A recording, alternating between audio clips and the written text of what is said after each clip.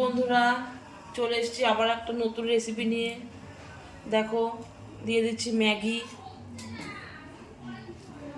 আমি এখানে 3টে ম্যাগি নিয়েছি। এগুলো আমি একটু সেদ্ধ করে নেব, হালকা করে সেদ্ধ করে নেব। দেখো, ম্যাগিটা সেদ্ধ হয়ে গেছে। এবার আমি এটাকে নামিয়ে নেব। আমি নিয়ে নিয়েছি একটা ডিম।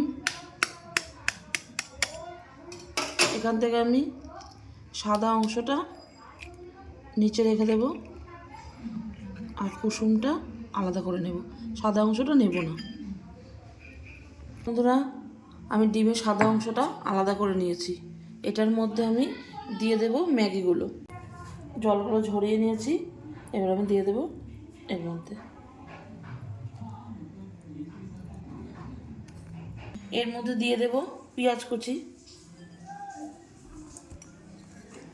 আর দিয়ে দেব লঙ্কা কুচি। এবার ম্যাগির প্যাকেটের ভেতরে যে মশলাটা ছিল সেই মশলাটা দিয়ে দেব পুরো। এবার এগুলোকে আমি একসাথে মাখিয়ে নেব। তোমরা যদি চাও পেঁয়াজ কুচি লঙ্কা কুচি নাও দিতে পারো, এটা না দিয়েও করা যাবে। বসিয়ে দিয়েছি ফ্রাই প্যান। একটু তেল দিয়ে নেব, অল্প করে তেল দেবো, বেশি দেওয়ার দরকার নেই।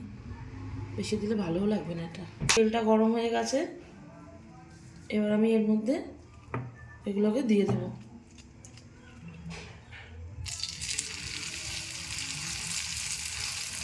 মাঝখান থেকে ফাঁকা করে দেব।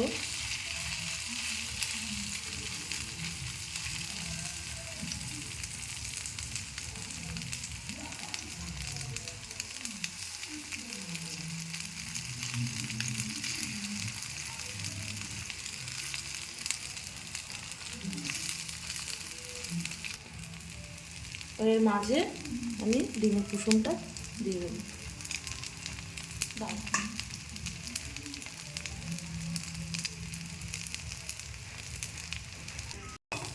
এবার আমি এটাকে একদম আস্তে আস্তে উল্টে দেবো। দেখো কত সুন্দর ভাজা হয়ে গেছে। এটা কিন্তু এর খুব শক্ত শক্ত হয়ে যাবে না, মানে নরম নরম করেই রাখতে হবে, অনেক সফট সফট হবে। দেখো বন্ধুরা, মোটামুটি রেডি। উল্টে নিচ্ছি আমি। দেখো কত সুন্দর করে দু পিঠ ভাজা হয়ে গেছে। এগুলোকে নামিয়ে নেব।